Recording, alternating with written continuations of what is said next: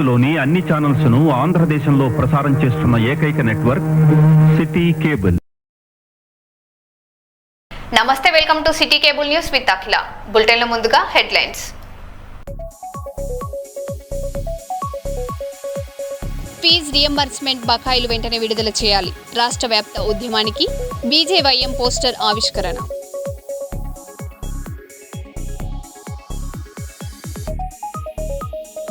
కర్నూలులో gun fire కలకలం.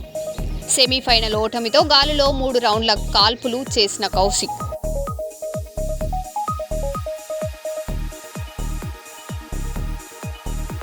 ఉద్యమకారులకు హామీలు వెంటనే అమలు చేయాలి.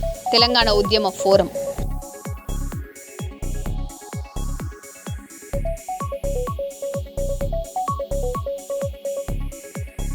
నీట్ లీకేజీ బాధితులకు న్యాయం చేయాలి. కొవ్వొత్తుల ర్యాలీకి ఐయుఎంఎల్ మద్దతు.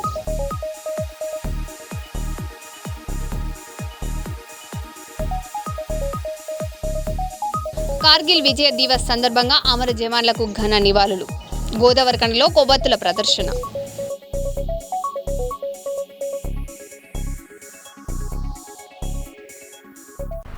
ఇక వివరాల్లోకి వెళ్తే, ఓటర్ జాబితా ప్రత్యేక సవరణ ప్రక్రియలో ప్రతి అర్హుడైన ఓటరు తప్పనిసరిగా పాల్గొని ఆగస్టు 3 లోపు తమ నమోదు ప్రక్రియను పూర్తి చేసుకోవాలని వరంగల్ పశ్చిమ ఎమ్మెల్యే నాయని రాజేందర్ రెడ్డి విజ్ఞప్తి చేశారు. ప్రజాస్వామ్యంలో ప్రతి ఓటు అమూల్యమైనదేనని పేర్కొంటూ ఎవరూ ఈ అవకాశాన్ని నిర్లక్ష్యం చేయకుండా ఓటర్ జాబితాలో తమ వివరాలను నమోదు చేసుకోవాలని ఆయన పిలుపునిచ్చారు.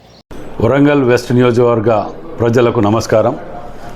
మరి ముఖ్యంగా గమనిక, సర్ మీద 3వ తారీఖు లాస్ట్ డేట్ ఉన్నది కాబట్టి దయచేసి సోదరిమణులందరికీ ప్రత్యేక విజ్ఞప్తి, ఈ యొక్క సర్ విలువ చాలామందికి తెలియట్లేదు.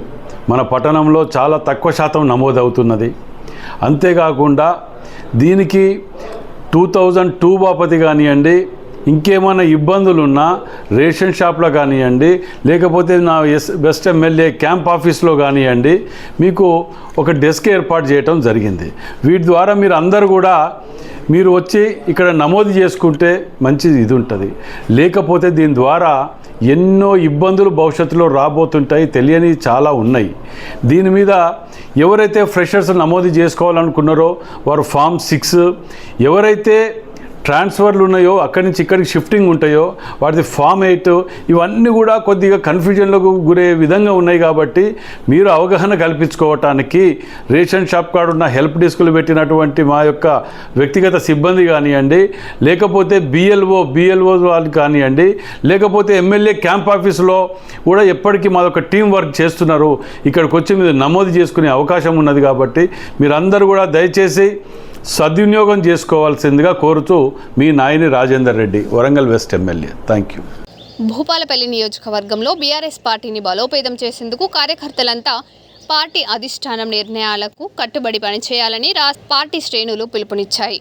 మాజీ ఎమ్మెల్యే గండ్ర వెంకట రమణారెడ్డి నాయకత్వంలోనే పార్టీ కార్యక్రమాలు కొనసాగుతాయని స్పష్టం చేసిన వారు సమాంతర సమావేశాలు, వ్యక్తిగత వ్యాఖ్యలు కార్యకర్తల్లో అయోమయం సృష్టించవద్దని సూచించారు.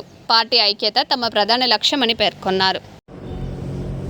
బీఆర్ఎస్ పార్టీలో ఏదైతే మాజీ స్పీకర్ గారు ఉన్నారో వారు కానీ వారి తనయుడు కానీ చేసేటువంటి చర్యలు భూపాలపల్లి పార్టీ బీఆర్ఎస్ పార్టీ మీద తీవ్ర ప్రభావాన్ని చూపెడతా ఉన్నాయి. ముఖ్యంగా చివరిసారి అంటే ఎలక్షన్లకు ముందు కేటీఆర్ గారు వచ్చి ఒక స్పష్టమైన సంకేతాన్ని మధుసూదనాచారి గారి ఆధ్వర్యంలోనే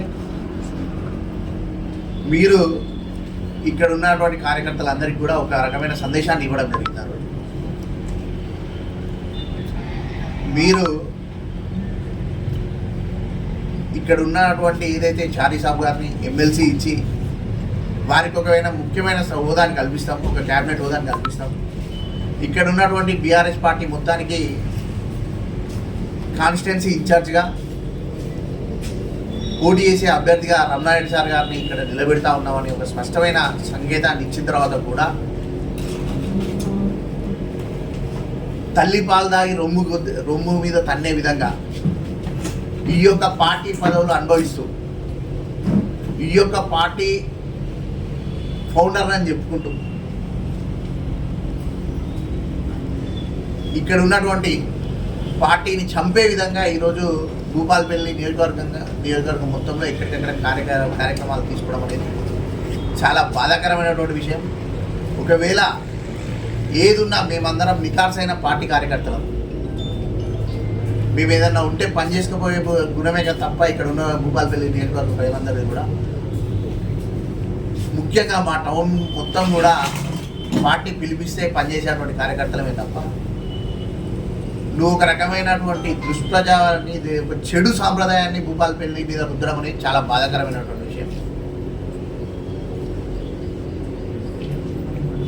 జిల్లాలు ఏర్పాటు చేయడం అనేది పూర్తిగా కేసీఆర్ గారు తన సొంత ఏదైతే ఒక రాష్ట్రాన్ని మొత్తం ఒక యూనిట్గా విభజించుకొని ఒక ప్రాతిపదికన జిల్లాలు చేయడం జరిగింది. ఆ రోజు జిల్లాలు ఏర్పాటు చేయడంలో ప్రతి చోట కూడా ఎక్కడెక్కడైతే క్రియాశీలకంగా ఉన్నదో అది క్రెడిట్ అంతా కేసీఆర్ గారికి దక్కుతుంది తప్ప ఇటువంటి అవాకులు చెవాకులు మాట్లాడడం, కార్యకర్తలని అయోమయానికి గురి చేయడం అనేది చాలా బాధాకరమైన విషయం. అంటే భూపాలపల్లి నియోజకవర్గ ప్రజలందరికీ కూడా స్పష్టంగా ఒక అవగాహన ఉన్నది.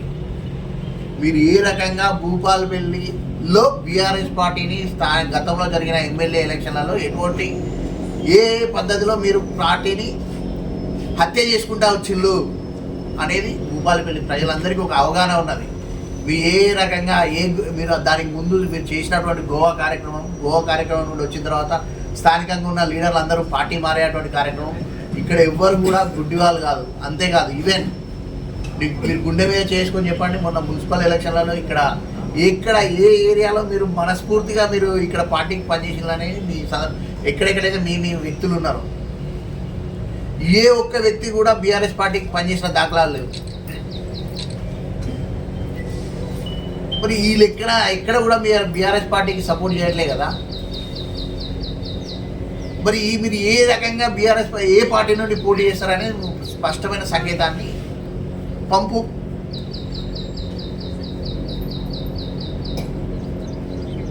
పార్టీ అధినాయకత్వం నుండి స్పష్టమైన సంకేతాన్ని ప్రజలకి లేదు, నువ్వు ఇంకే పార్టీ నుండి నువ్వు పోటీ చేస్తావు అదే పార్టీయో కూడా మాకు ప్రజలకు స్పష్టంగా చెప్పు. వెనకాల ఉండి వెన్నుపోటు పొడిచే విధంగా, వెంబడే ఉండి హత్య చేసే విధంగా పార్టీని చేయడం అనేది చాలా బాధాకరమైనటువంటి విషయం. ఎందుకంటే మేము ఇప్పటివరకు అన్ని మనసులో భరించుకుంటూ వస్తున్నాం. మేము ఎప్పుడైతే పార్టీ కొద్దిగా మూమెంట్ వస్తుంది రాగానే నచ్చించాకి అని అట్లా తిరిగిపోతాడు ఒకసారి ఓ రౌండ్, అవసరం లేకుండా ఒక 4 ఇళ్ళలో పోతాడు. మళ్ళా ఈ జనమంతా ఒక అయోమయాన్ని క్రియేట్ చేస్తాడు. మళ్ళీ కొన్ని రోజులు స్తబ్దుగా ఉంటాడు.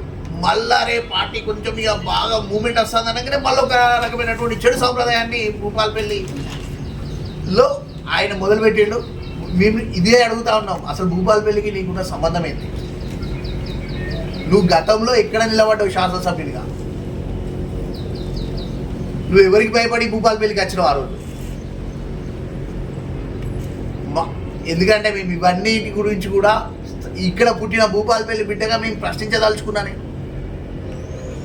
ఇది మా ఊరు. ఇది గతంలో పరకాల నియోజకవర్గంగా ఉన్నప్పటి నుండి కూడా రమణారెడ్డి సాబ్కి ఈ ఏరియా మీద కానీ వాళ్ళు ఇక్కడ ఉన్నటువంటి సొంతూరు చెల్పూరు కానీ ఈరోజు మా బంధుగణం ఉన్నది. ఇక్కడ మేము ఇక్కడ మొదటి నుండి ఎమ్మెల్సీగా ఉన్నప్పటి నుండి ఒక స్పష్టమైన ప్రణాళికతో ఈడికి వచ్చినావు. నువ్వు ఏ రకమైన ప్రణాళికతో వచ్చినావు భూపాలపల్లికి? అది చెప్పు ఒకసారి. మీ కుటుంబం ఏ రకమైన ప్రణాళికతో వచ్చింది చెప్పండి. ఆ టికెట్ ఇస్తే నువ్వు కొండమల్లికి భయపడి ఈడికి వచ్చి ఇక్కడ దొరికినావు. నువ్వు తెలంగాణ ఉద్యమంలో నువ్వు గెలిచినావు. నాకు అంటే మాకు ఎవరికి కూడా చారీ సాబ్ మీద మాకు ఎటువంటి ద్వేషం లేదు, మాకు ఎటువంటి కోపం లేదు. ఉన్నదల్లా మీరు పార్టీ ఏం చెప్తే అది చేయడానికే మేమున్నాము. మీరు ఏదున్నా పార్టీ హైకమాండ్లో చర్చించి ఒక మంచి నిర్ణయం తీసుకోండి. మేమందరం పనిచేయడానికే ఉన్నాం. కలిస్తే ఇలా నాకు వైస్ చైర్మన్ కావాలని కలిస్తే పార్టీ నిర్ణయమే శిరోధార్యమో. నువ్వు పార్టీ ఎట్లా చెప్తే అట్లా వినాలన్నాడు ఆ రోజు 2020లో. అదే పద్ధతిలో మేము 2020లో అట్లనే ఉన్నాం. మరి నా వరకు వచ్చే వరకు పార్టీ నిర్ణయం ఇచ్చిరోదారేమో, నీ వరకు వచ్చే వరకు మీ పిల్లలు కానీ ఎవరు పడితే వాళ్ళు ఎట్లా పడితే అట్లా మాట. నువ్వు మమ్మల్ని కంట్రోల్ చేసినావు కదా ఒక మాటతో. ఎందుకు నువ్వు మీ పిల్లల్ని ఎందుకు ఎట్లా కంట్రోల్ చేసుకోలేకపోతాను? మీలో మంచి ఉద్దేశమే ఉంటే ఇది తప్పు, దీనివల్ల పార్టీ డ్యామేజ్ జరుగుతుంది, మనం ఏదైనా ఉంటే హైకమాండ్ దగ్గర తెలుసుకుందామని నువ్వు అక్కడ తెలుసుకో. అవన్నింటినీ పక్కన పెట్టి మేమందరం కూడా భూపాలపల్లి పట్టణ ప్రజలుగా, భూపాలపల్లికి సంబంధించిన వ్యక్తులుగా మేము అంటే ఒక ప్రశ్న అడగదలుచుకున్నాం. ఎందుకు నీకు పదే పదే భూపాలపల్లి మీద ఎందుకు ఇంత ఒక రకమైన ధృతరాష్ట్ర కౌగిలి అని అడుగుతా ఉన్నాం బీఆర్ఎస్ పార్టీకి. నువ్వు ఇక్కడ ఓన్లీ భూపాలపల్లిలోనే గెలవలే కదా మీరు ఎమ్మెల్యేగా, మీ నాన్నగారు ఇదే షాయపేటలో కూడా గెలిచింది కదా మీ నాన్నగారు. మరి అక్కడ కూడా మీ ప్రాతినిధ్యం ఉండాలి కదా, ఎందుకు భూపాలపల్లి మీద మీ ప్రాతినిధ్యం?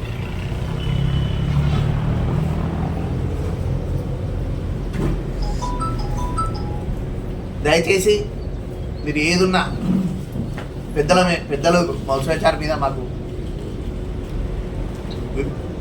చెప్పలేనంత గౌరవం ఉన్నది. వారిని కించపరిచే, వారి ద్వారా పార్టీని నష్టపరిచే చర్యలు వద్దని చేతులు ఎత్తి వారికి వేడుకుంటా ఉన్నాం.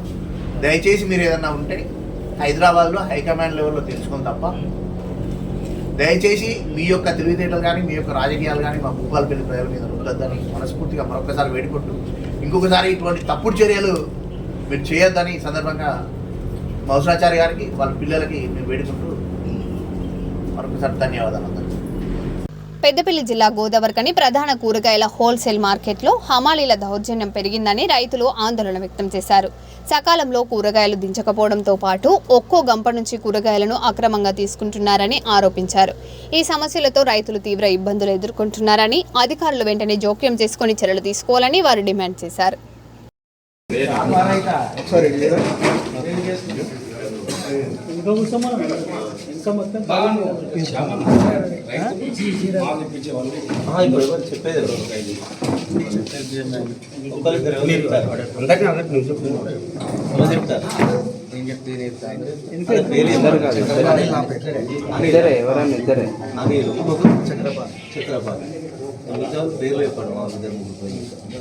పెట్టగట్టుకొస్తాం. అందులో 14 కిలోలు రావాలి. అందులోకి 2 కాయలు తీసిందనుకో కిలో తరగ అవుతుంది. 25 కిలోల 200 వాళ్ళకి ఎక్స్ట్రా 200 కవర్ పెట్టుకొస్తున్నాం. అందులోకి 2 కాయలు తీసినా 3 కాయలు తీసినా మళ్ళీ 24 కిలోలు 23 కిలోలు షార్ట్ వస్తుంది. అవి అట్లా చాలా ప్రాబ్లమ్స్ అవుతున్నాయి. ఇప్పుడు 25 కిలోలకు 200-300 గ్రాములు ఎక్కువనే వేస్తున్నాం.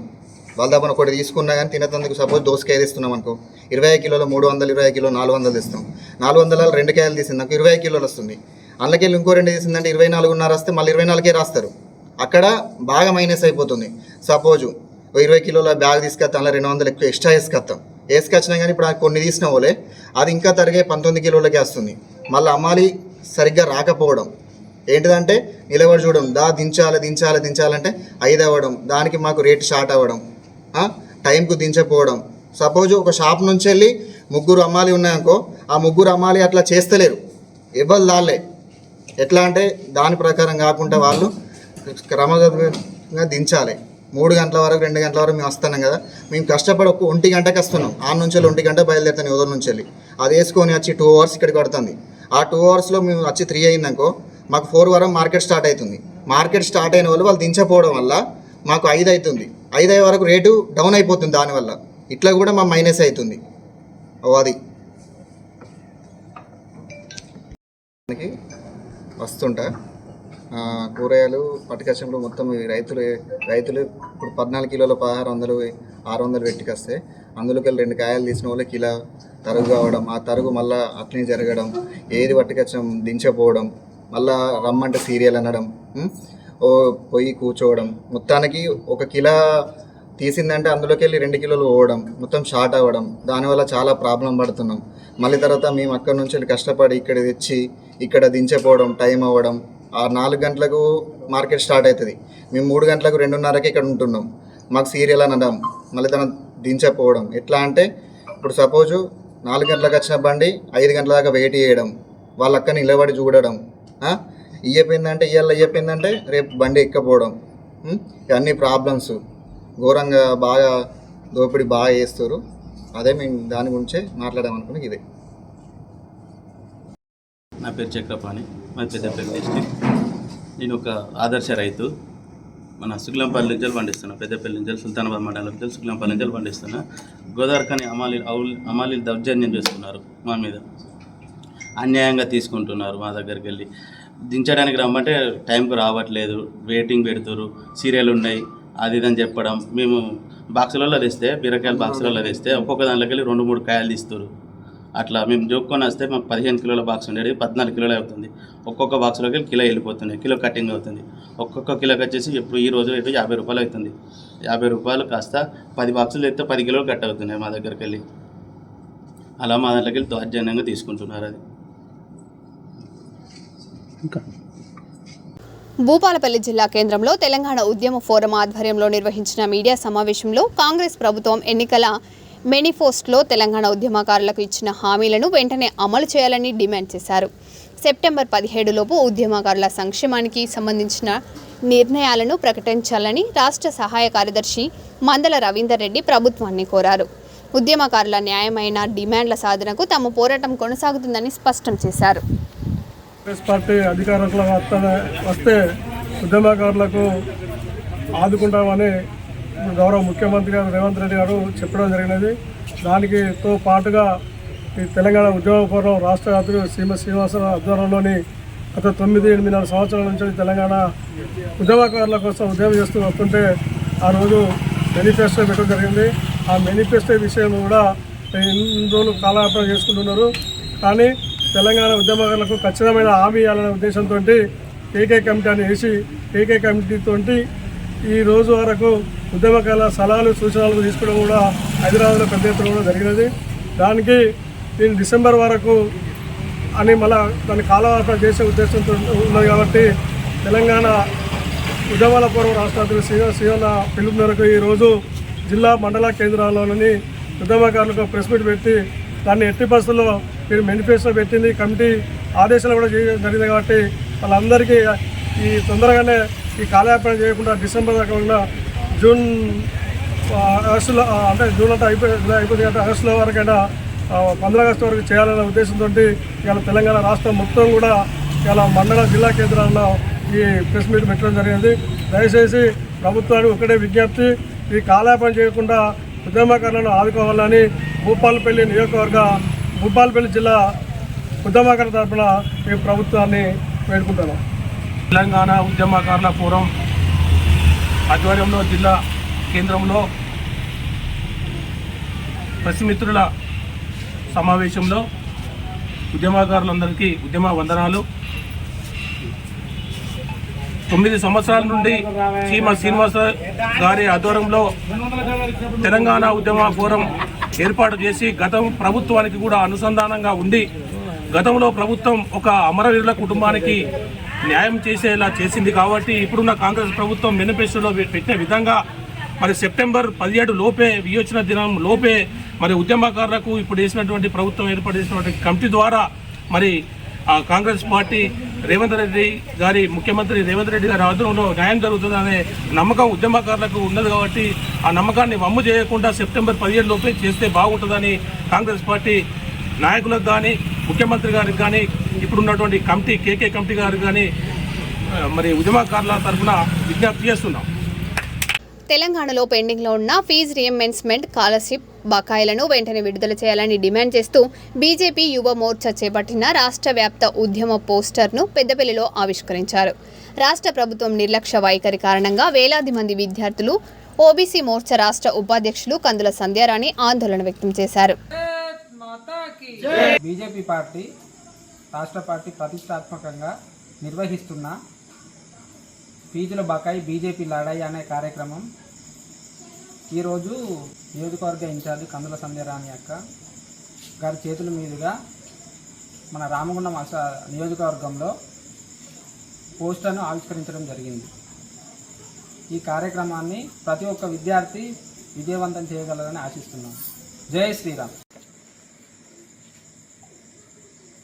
విద్యార్థుల భవిష్యత్తుకై భారతీయ జనతా పార్టీ ముందడుగు వేసింది.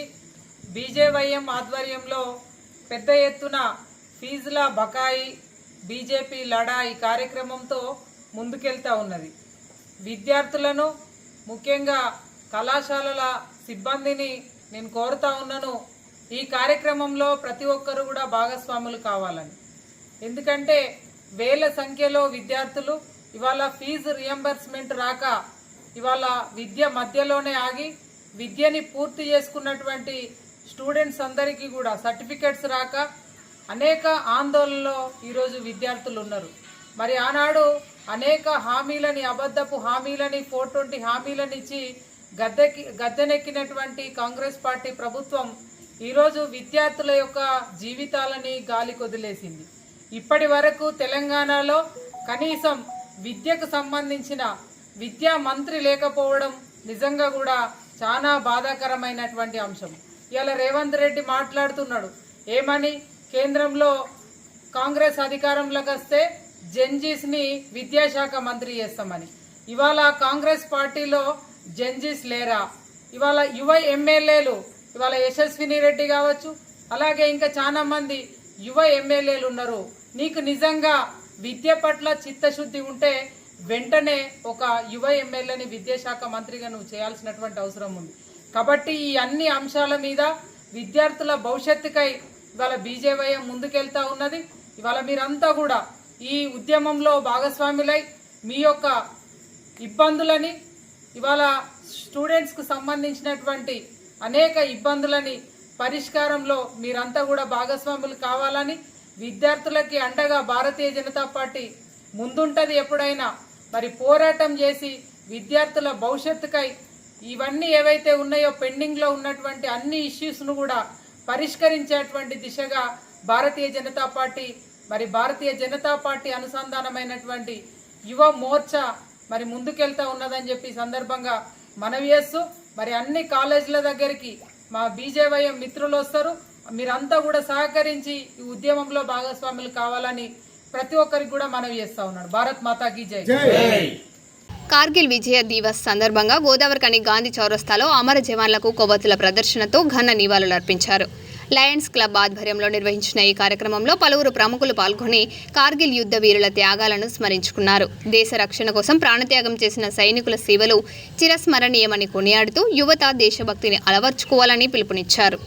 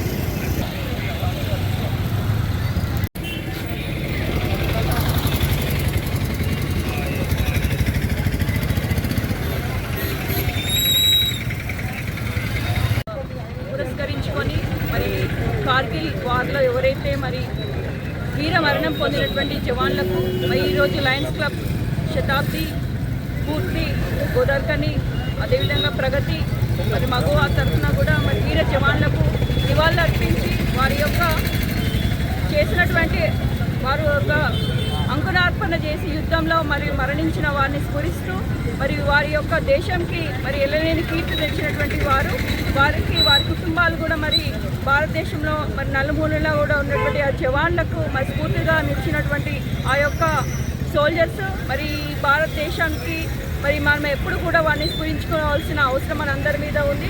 మరి భారతదేశం ఈరోజు మరి ఇంత సురక్షితంగా ఉంది అంటే మరి మన చుట్టూ ఉన్నటువంటి సైనికులు, ఆ సైనికుల్లో కూడా మన పిల్లల్ని కూడా మరి చేర్చే విధంగా కూడా మన యొక్క తల్లిదండ్రులు కూడా అదేవిధంగా పిల్లల్ని పెంచాలని కోరుకుంటూ మరి వీర మరణం పొందినటువంటి జవాన్లకు ఎల్లవెల్లలా మేమందరం కూడా వారిని స్మరించుకుంటామని తెలియజేస్తూ మరి ఈ క్లబ్కి మరి విచ్చేసినటువంటి లయన్స్ క్లబ్ మెంబర్స్ అందరూ కూడా మరి ఇంత మంచి కార్యక్రమం తీసుకున్న వారందరూ కూడా పేరు నమస్కారాలు, ధన్యవాదాలు తెలియజేస్తున్నారు. జై జవాన్. కార్గిల్ ద్రాస్ ప్రాంతాలను పాకిస్తాన్ సైనికులు ఉగ్రవాద రూపంలో వచ్చి ఆక్రమించుకున్న తరుణంలో మన భారతదేశ జవాన్లు గ్రహించి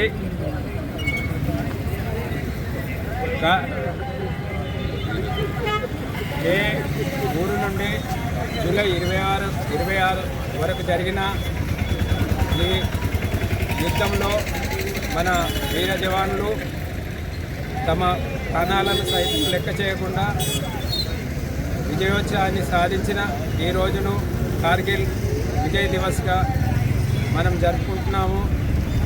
వారి ప్రాణత్యాగాలకు మనం ఈరోజు ఈ విధంగా ఉంటున్నాము. జై జవాన్. మరో బులెటిన్లో మళ్ళీ కలుద్దాం. Stay tune.